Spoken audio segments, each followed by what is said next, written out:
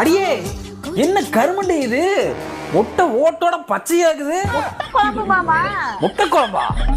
இங்க பாரு, முட்டை குழம்பு தின்னதே கிடையாது. இங்க பாரு மாமா, நீ தேவையில்லாம கதை பேசிட்டு இருக்காத. நான் யூடியூப் பார்த்தா செஞ்சேன். யூடியூப்ல குழம்பு வச்சு பச்சை முட்டை அப்படியே போட்டா முட்டை குழம்பு ரெடின்னு சொன்னாங்க. அதே மாதிரி நான் பண்ணிட்டேன். இனிமே எந்த டவுட்டா இருந்தாலும் நீ யூடியூப் காரங்களை கேளு, என்னை கேட்காத. நீ கூறுகட்டவள அதுக்கு பச்சை முட்டை என்ன போடுவாடி?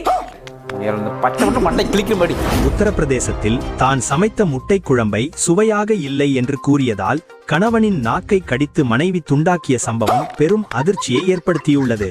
இருவரும் அவ்வப்போது சண்டை வந்த நிலையில் இஷா சமைத்த முட்டை குழம்பு நன்றாக இல்லை என்று விபின் குறை சொல்லியுள்ளார். இதனை ஆத்திரமடைந்த இஷா கணவனின் நாக்கை கடித்து துண்டாக்கியுள்ளார்.